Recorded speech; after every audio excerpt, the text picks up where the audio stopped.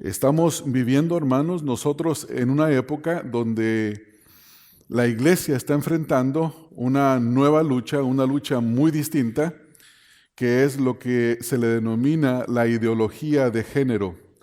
Es la idea de que no existen el género masculino y femenino que son designados por Dios, que se adquieren en el momento de la concepción y que el momento en el que una persona nace son claramente visibles y evidentes a nuestros ojos.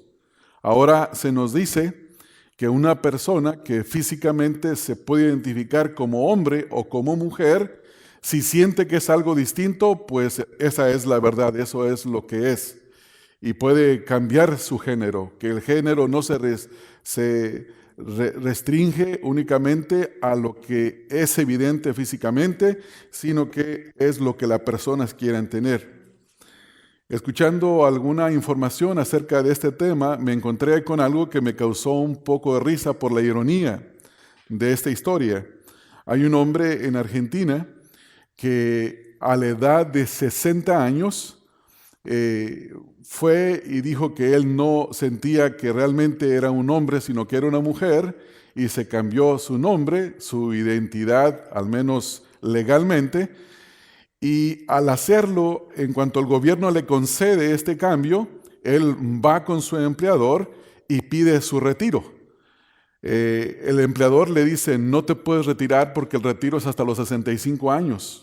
Pero como en Argentina una mujer se puede retirar a los 60, le tuvieron que dar el retiro porque fueron a corte y les ganó la demanda. Y cuando uno escucha estas cosas, uno se ríe, no hay otra cosa más que dar risa. Esto es una ironía. Sabemos que el mundo va en esta dirección porque no solamente es un grupo de pensadores en las universidades o escritores que están empujando esta ideología, sino que ahora el mismo gobierno está forzando la ideología sobre sus pueblos. Y nosotros vivimos en una nación que ese es precisamente lo que está haciendo. Y cuando vemos estas cosas, la pregunta que como iglesia nos hacemos es la siguiente: ¿qué haremos en cuanto a esta ideología? Y hay varias opciones. Si queremos no sufrir, no padecer persecución, una de las opciones es, bueno, sigamos la corriente del mundo. ¿Cuál es el problema? Nos evitamos el sufrir.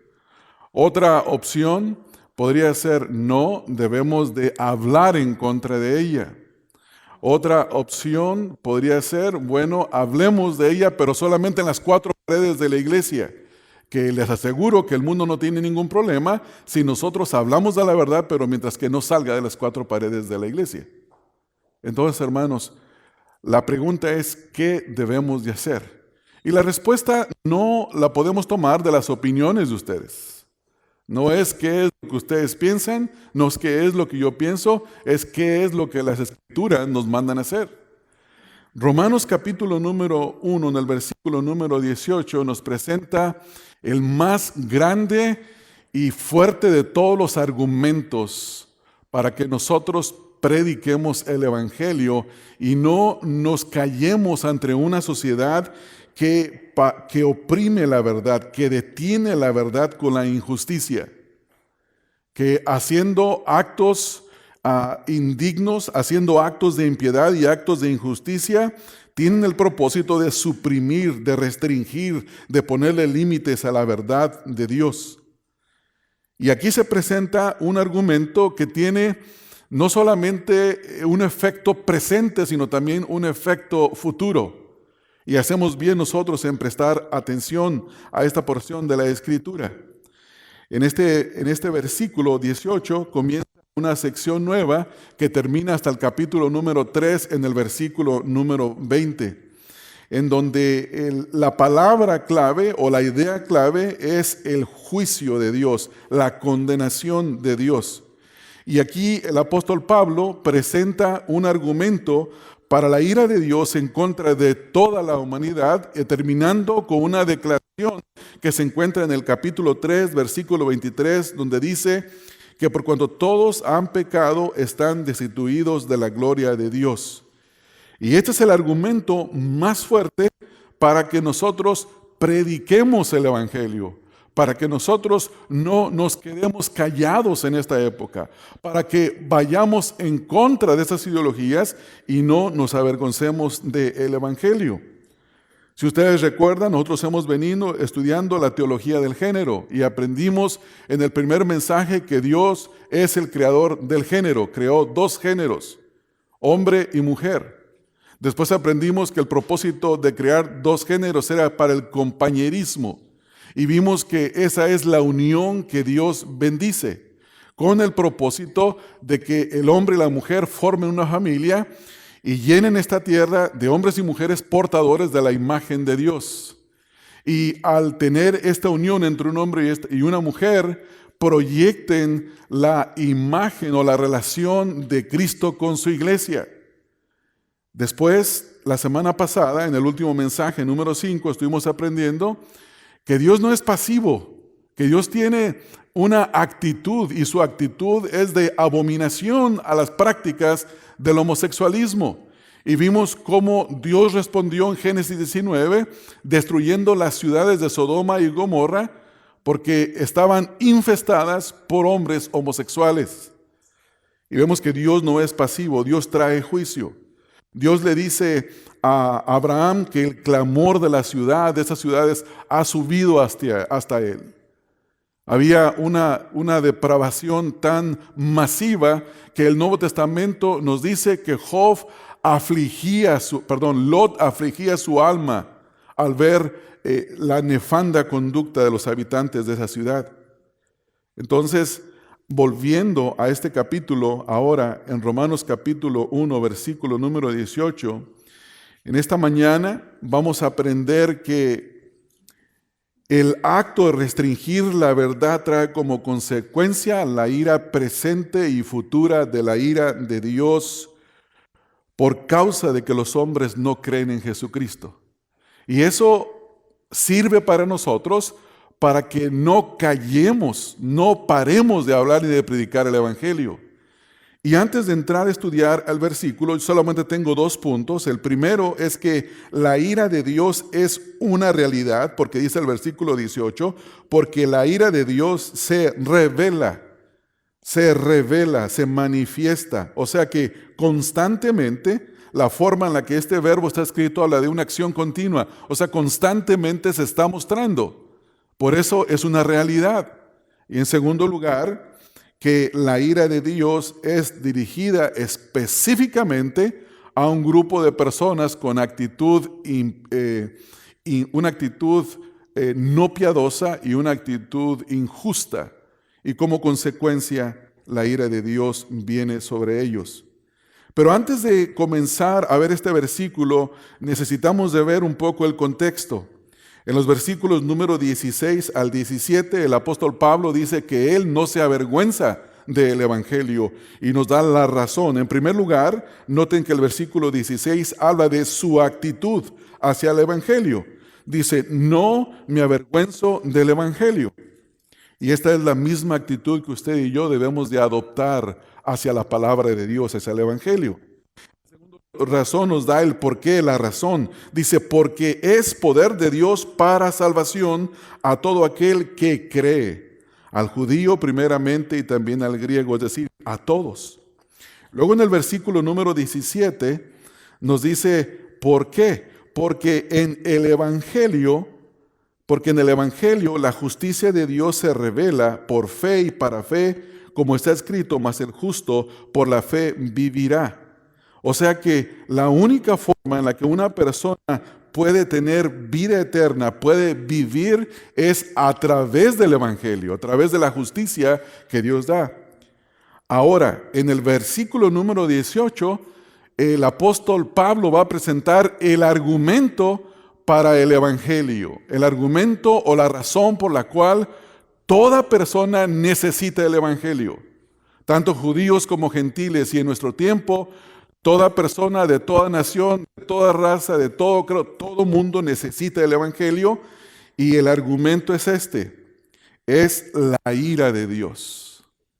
Nosotros vivimos en una época en la que muy seguramente en muchas iglesias evangélicas el día de hoy habrá visitantes que no son creyentes. Y las razones que se le van a presentar a esta audiencia para que crean en el Señor Jesucristo, posiblemente van a hacer que su vida va a mejorar, que van a ir al cielo, y habrá muchas razones. Pero la razón fundamental que el apóstol Pablo está presentando aquí es que la razón para creer en el Señor Jesucristo es que la ira de Dios se revela desde el cielo contra todos aquellos que niegan la verdad, que rechazan la verdad. Este es el argumento, esta es la persuasión que Pablo está dando aquí para que las personas crean en el Evangelio. Y esto nos ayuda ahora a nosotros, o nos enseña, nos motiva, renueva nuestro entendimiento a que no nos podemos quedar callados ante una sociedad que en alguna forma está deteniendo con injusticia la verdad.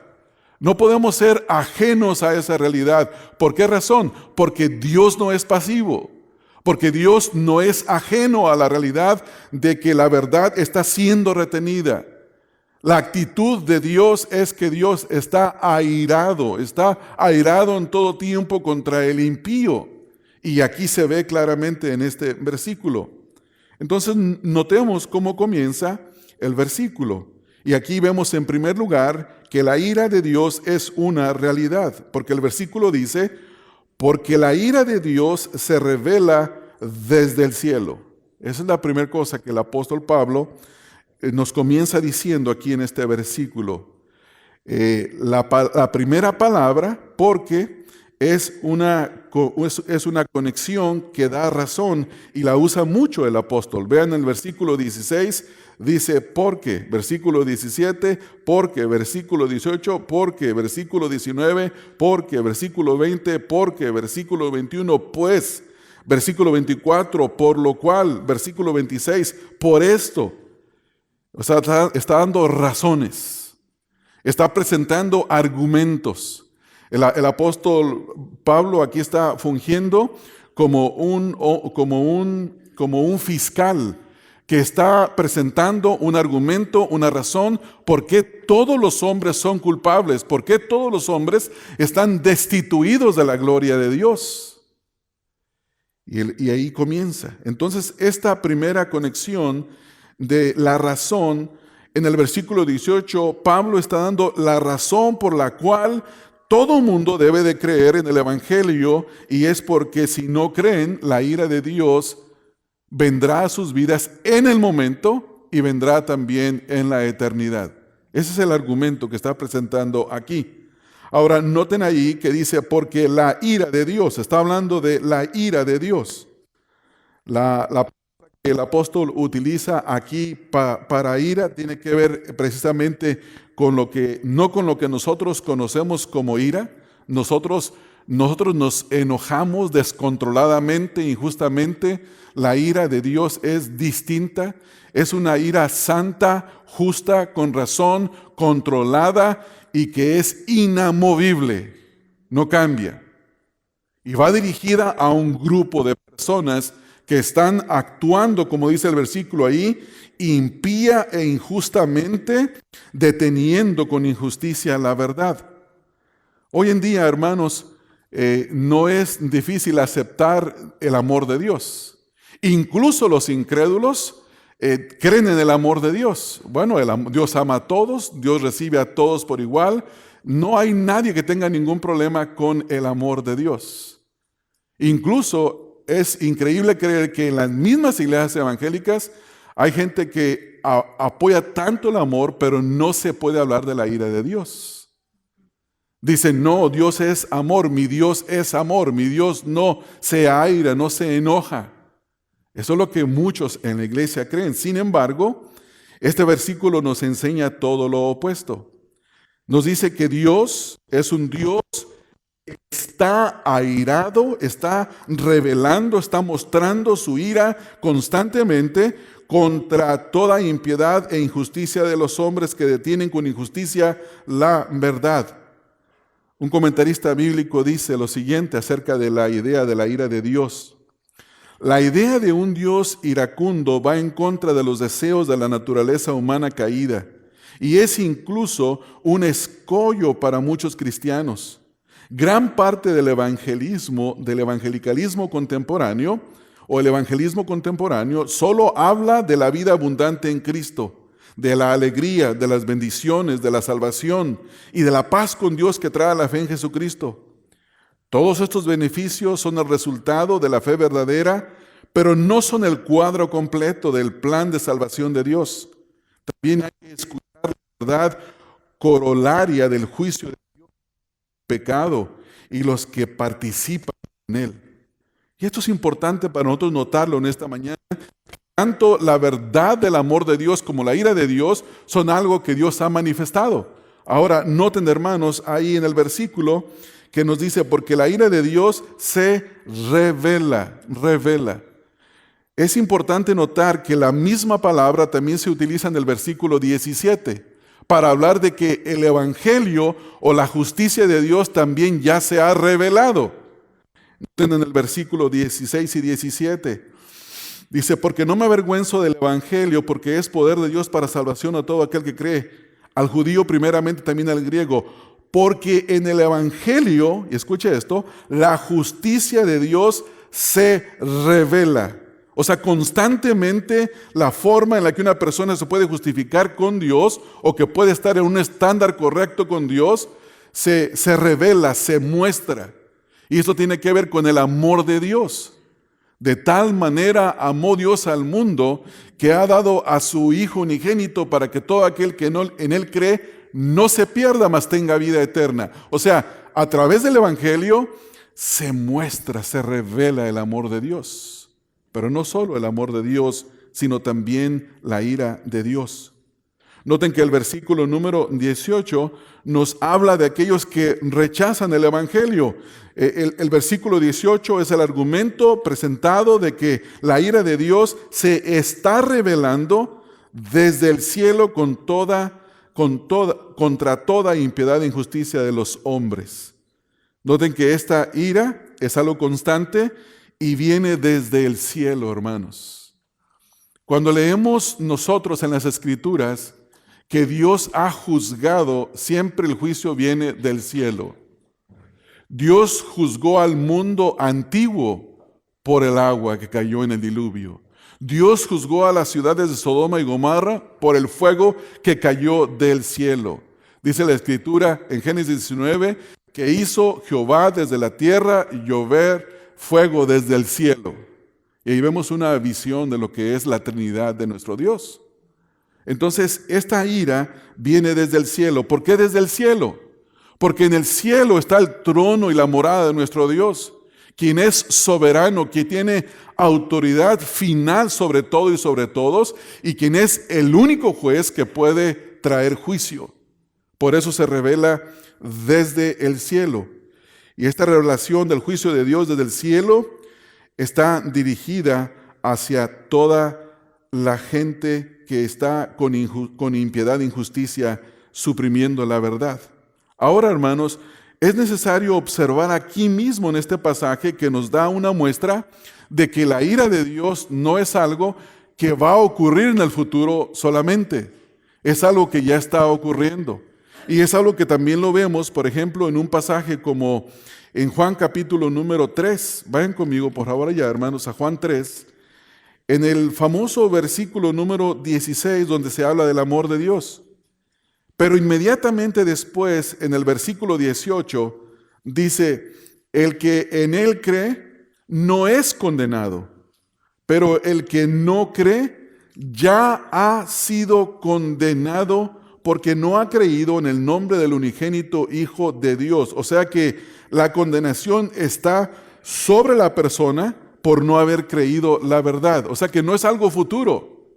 Y esto me hace pensar en la forma en la que muchos evangélicos, cuando predican el evangelio, le dicen a la gente, oye, ¿qué te cuesta recibir a Cristo? Pues mira, trátalo, al cabo si no te funciona, pues no pierdes nada.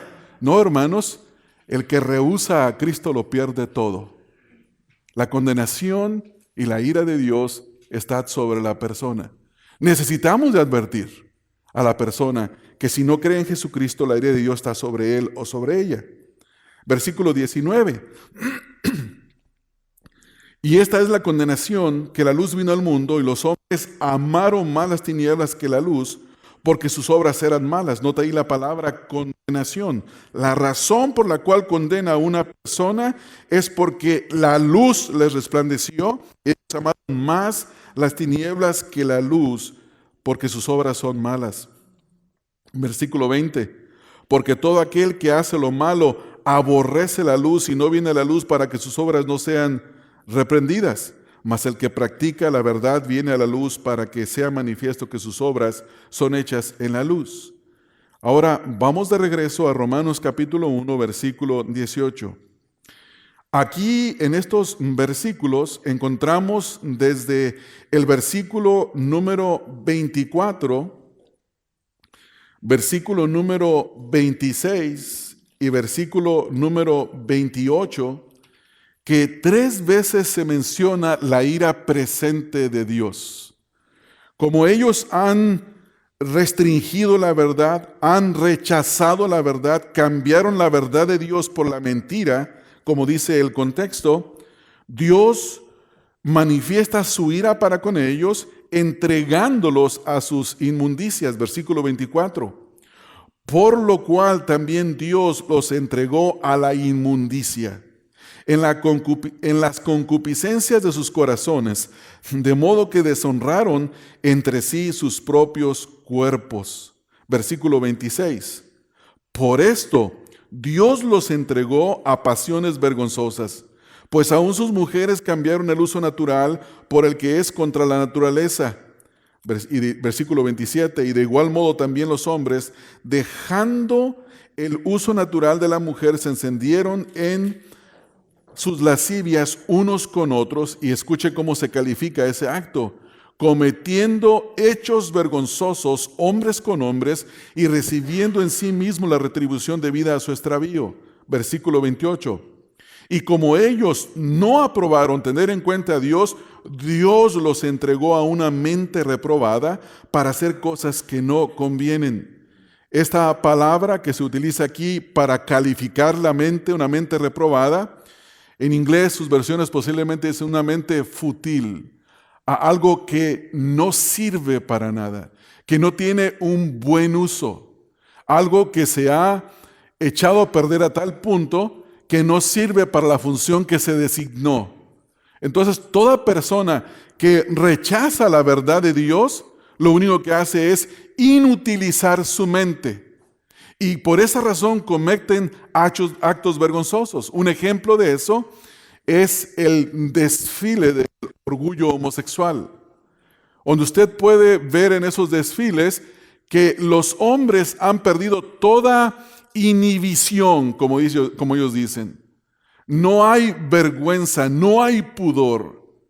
Se exhiben públicamente, desnudamente, y ellos tienen orgullo en hacerlo. Y uno se pregunta, ¿cómo es que alguien en sus 5 sentidos puede creer que está haciendo bien caminando desnudo en la calle? Y este es el resultado, que su mente ahora es una mente reprobada. No puede aprobar lo que es bueno. No sirve para aprobar lo que es bueno. Entonces, esta es la ira de Dios. Esta es la forma en la que Dios manifiesta su ira en esta tierra. Pero también el mismo pasaje nos dice lo siguiente en el capítulo 2, versículo 5, que hay una ira futura. Pero quiero que observen en el contexto primeramente, hermanos, las 2 preguntas que encontramos aquí que hacen pensar. Versículo 3. ¿Y piensas esto, oh hombre, tú que juzgas a los que tal hacen, y haces lo mismo, que tú escaparás del juicio de Dios? ¿O menosprecias las riquezas de su benignidad, paciencia y longanimidad, ignorando que su benignidad te guía al arrepentimiento? Y aquí viene la ira futura, pero por tu dureza y por tu corazón no arrepentido, atesoras para ti mismo ira para el día de la ira de la revelación y del justo juicio de Dios, el cual pagará a cada uno conforme a sus obras.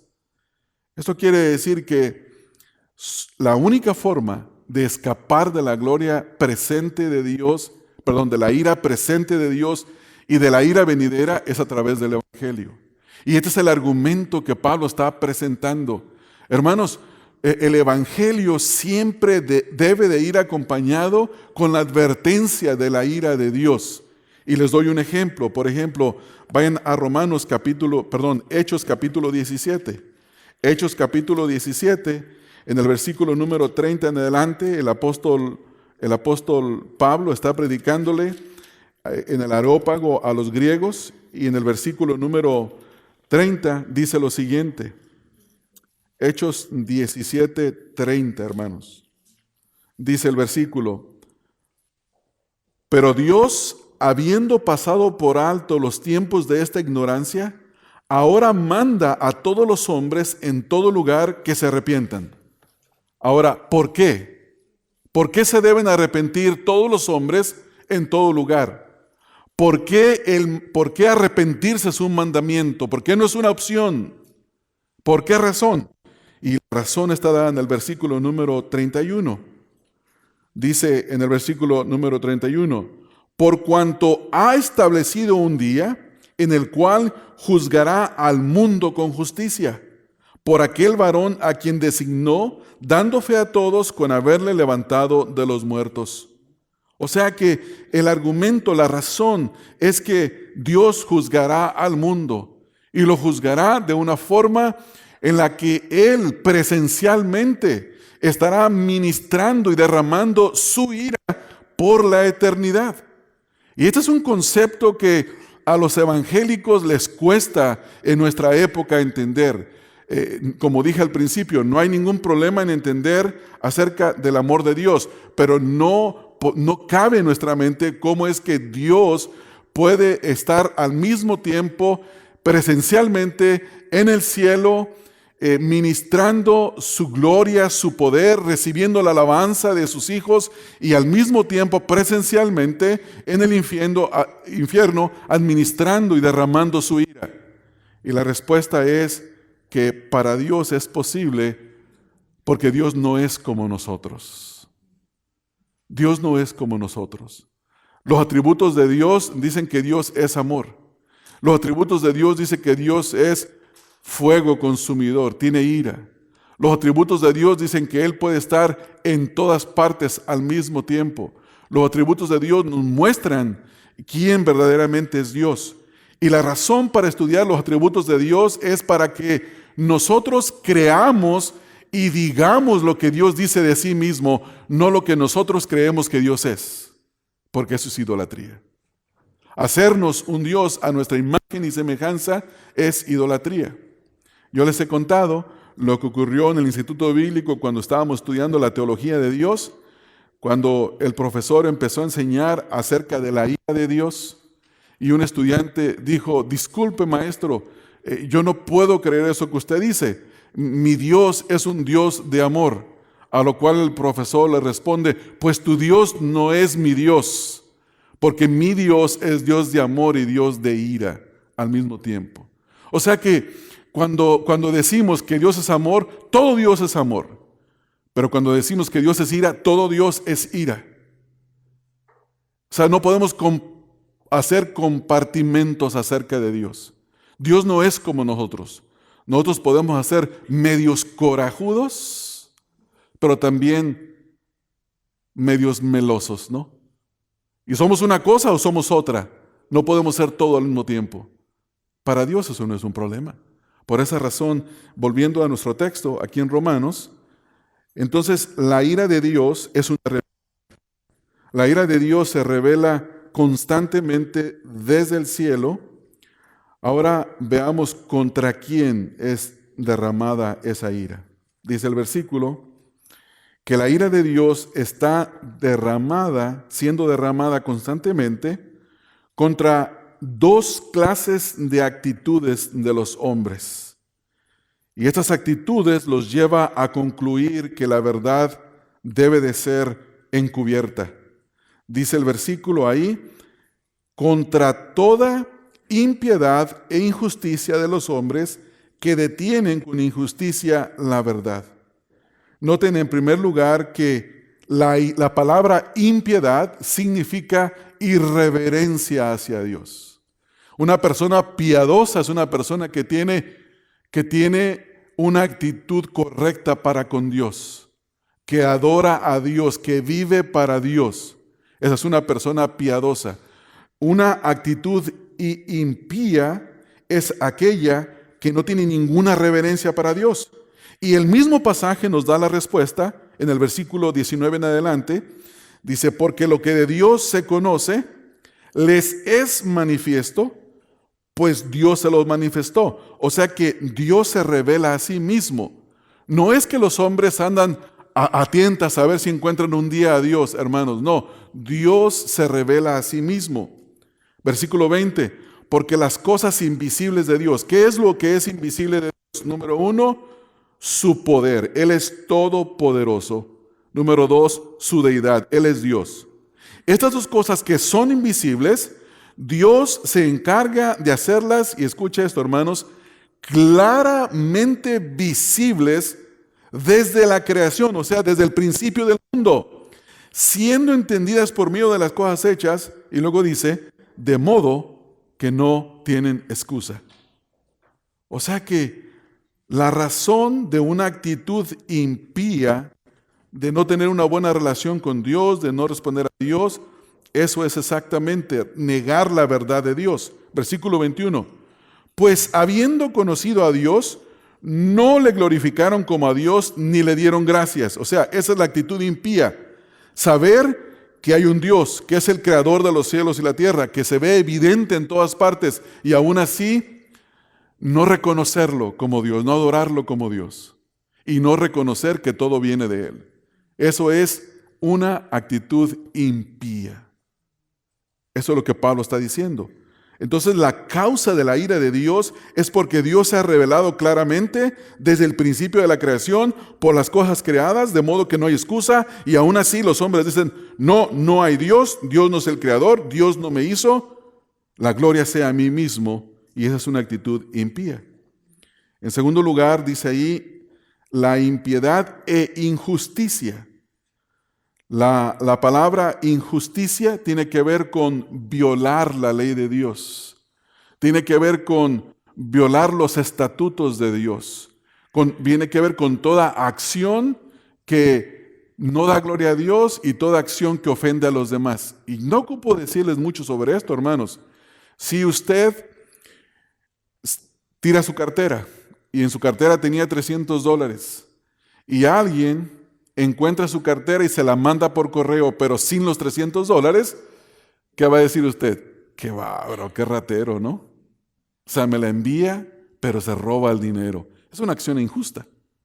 Usted está manejando en una luz donde dice que no puede dar vuelta a la derecha mientras que la luz esté roja. Y usted llega y se detiene y alguien le empieza a pitar detrás. Y usted le dice, hey, ve el letrero, porque no está leyendo. Y la persona se enoja, se le cruza enfrente y en cuanto la luz se pone verde, arranca.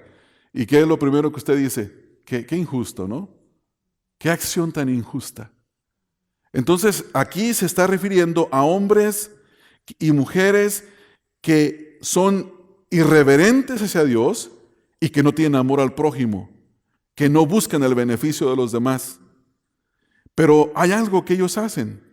Tienen una práctica con sus obras y es detener la verdad. Y usa una herramienta que es la injusticia. La palabra detener tiene que ver con restringir, con ponerle límites a algo, con ponerle presión a algo para que no surja, para que no salga hacia arriba. Y eso es lo que está haciendo nuestro gobierno hoy en día. Nuestro gobierno nos está diciendo a nosotros que no es verdad que el matrimonio debe de ser entre un hombre y una mujer, a pesar de que hubo un referéndum aquí en el estado de California, la Proposición 22, que el pueblo en el estado de California votó que el matrimonio era entre un hombre y una mujer, pero luego vino un juez injusto y dijo, no es esa la verdad es que el matrimonio también puede ser entre dos personas del mismo género. Eso es una acción injusta. Eso es suprimir la verdad. Verdades que son evidentes en sí mismas. Verdades que no se que no se discutieron por 20 siglos, hermanos. Ahora en siglo XXI, de repente, todo se está cuestionando. Todo se está cuestionando.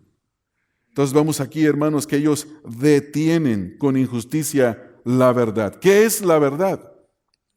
¿Qué es la verdad? Vivimos en un mundo de relativismo.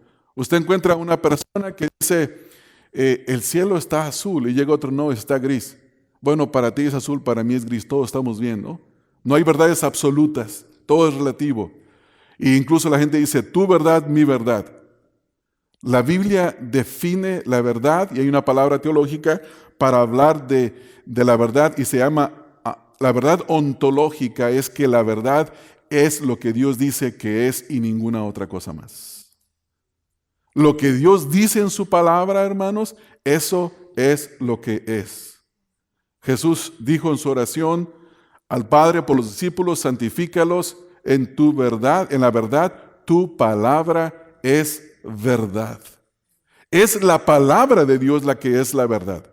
Y es la palabra de Dios la que se sienta en juicio sobre la humanidad.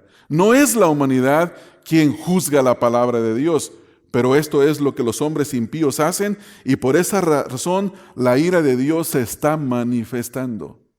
No podemos creer, no podemos estar cantando el himno Dios bendiga América cuando América no quiere a Dios, cuando América suprime la verdad de Dios legalmente, al menos no legítimamente, pero sí a través de las leyes. Hermanos, estamos en un tiempo muy deprecatorio, muy triste, muy complejo. Entonces la pregunta para nosotros surge por cuanto hemos visto aquí que en la ira de Dios comienza presentemente dejando que los hombres y las mujeres caminen en el desenfreno de la inmoralidad. Y como ejemplo se nos da primero el lesbianismo y luego el homosexualismo. Ahora, quiero que vean una palabra que está ahí, hermanos. En el versículo, déjenme verlo, vino a mi mente ahorita, no lo tengo en mis notas. Aquí, en el versículo número 24. Por lo cual también Dios los entregó a la inmundicia en la concupiscencia de sus corazones. Y escuchen esto. De modo que deshonraron entre sí sus propios cuerpos, ya que cambiaron la verdad de Dios por la mentira, honrando y dando culto a las Escrituras antes que al Creador, el cual es bendito por los siglos de los siglos. Amén. Por esto Dios los entregó a pasiones vergonzosas. Y luego escuchen esto, hermanos. Pues aún sus mujeres cambiaron el uso natural por el que es contra naturaleza.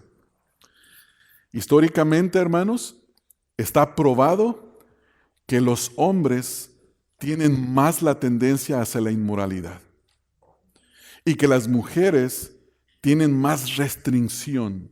No sé si es por las consecuencias, no sé si es por la educación. Hay algo en el ser de la mujer que le restringe más hacia la inmoralidad. Bueno, eso ha cambiado, hermanos. Eso ha cambiado. En México, hace 33 años, cuando yo estaba en México, antes de venirme a Estados Unidos, usted nunca, escúcheme esto, jamás iba a ver a una mujer borracha, drogada, haciendo actos inmorales en la calle. No lo iba a ver. Eso podía haber en los hombres. Los hombres se emborrachaban, hacían tonteras en la calle, no tenían pudor, perdían el control, el pudor, la vergüenza. Esto es lo que hace el alcohol en la mente de una persona. Afecta el sistema de modo que comete actos vergonzosos. Bueno, hoy en día eso ha cambiado. Usted puede ver mujeres, grupos de mujeres, con un cartón de cerveza en una esquina, hablando perversidades, usando drogas y haciendo sus necesidades en la calle. Eso es triste, hermanos. ¿Qué es eso? Eso es el abandono de Dios.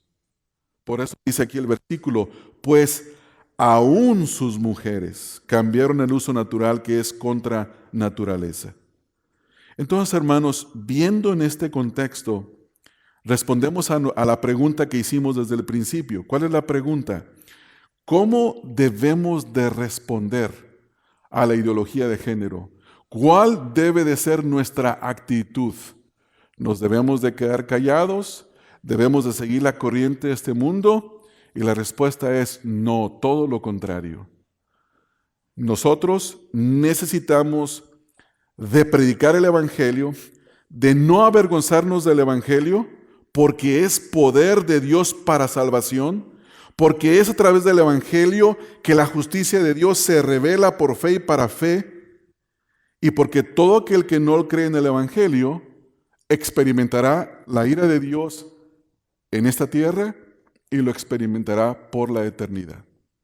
Ahora, ¿cómo se ve esto en la práctica?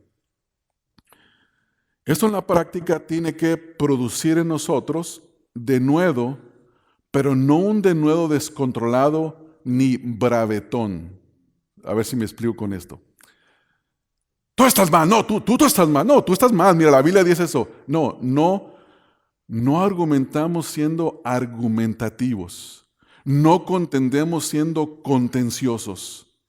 Contendemos por la verdad, pero lo hacemos en amor y con mansedumbre. La Escritura dice en 1 Pedro 3:15 que estemos preparados para presentar razón de nuestra fe a todo aquel que nos demande una respuesta, con gentileza y con respeto. Pero tenemos que responder. Pero hay un factor que nos debe a mover, el de resistir aún los ataques de los enemigos. ¿Y saben cuál es, hermanos? Que Dios nos ha salvado a nosotros y que no hay ninguna condenación para nosotros. Que la ira de Dios no está sobre nosotros y que no queremos la ira de Dios sobre las personas. Compasión por el prójimo. Saber que no está en juego mi libertad, no está en juego mi reputación, no está en juego mi tranquilidad. Está en juego la vida eterna de aquel al que le hablo el Evangelio. ¿Sí podemos ver eso, hermanos? Pero la iglesia ha entrado en un estatus de conformidad, un adormecimiento espiritual. ¿Por qué? Porque estas verdades, hermanos, necesitan de ser proclamadas. Es únicamente la predicación de la palabra de Dios que abre el entendimiento, que ilumina el entendimiento. El salmista dice, la exposición de tus palabras alumbran el entendimiento. No seremos despertados, no veremos la verdad, que la palabra de Dios sea expuesta como debe de ser expuesta. Y es la palabra de Dios la que hace la obra, hermanos. Entonces ahora, ustedes y yo sabemos cómo debemos de responder a la ideología de género. No estamos nosotros queriendo la condenación de los pecadores porque todos hemos pecado. Queremos que la ira de Dios no venga sobre ellos, y para que no venga sobre ellos necesitamos hablarle del único escape de la vida de Dios, de la ira de Dios, que es la revelación de la justicia de Dios a través de Jesucristo. Justificados, pues, por la fe tenemos paz para con Dios por medio de Jesucristo. Ahora pues ya no hay ninguna condenación para los que están en Cristo Jesús. Y algo más, hermanos. Quiero que vayan conmigo al número 3 de Romanos. Y quiero mostrarles algo ahí en el capítulo 3, lo cual es la solución para la ira de Dios. ¿Cómo puedo escapar de la ira de Dios? Leamos desde el versículo 21.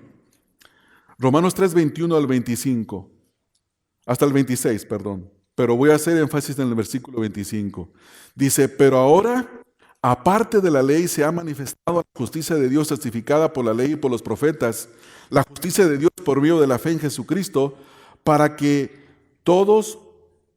todos los que creen en Él, porque no hay diferencia, por cuanto todos pecaron y están destituidos de la gloria de Dios, siendo justificados gratuitamente por su gracia. Esta es la revelación.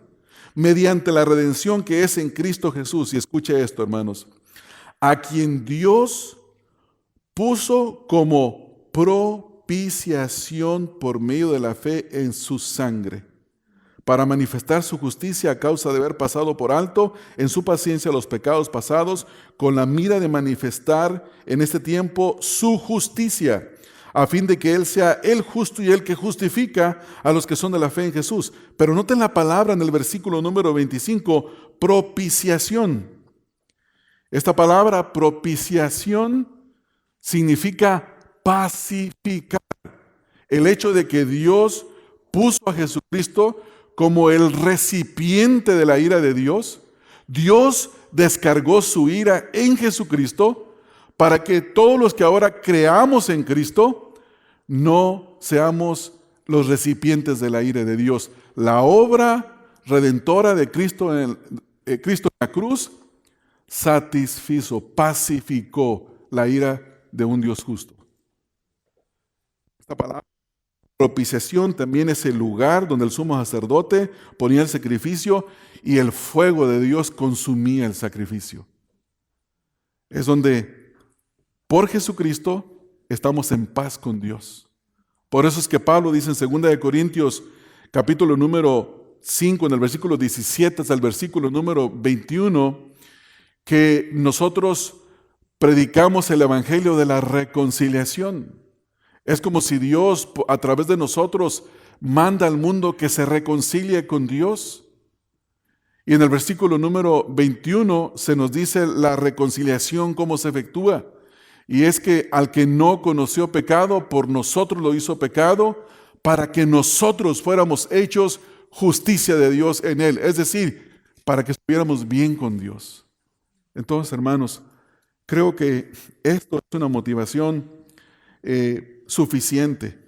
Creo que esto es una razón poderosa para no callarnos, una razón poderosa para no ir con la corriente del mundo, una razón poderosa y misericordiosa para predicar el evangelio del Señor Jesucristo a una generación que se pierde. Vamos a orar, hermanos.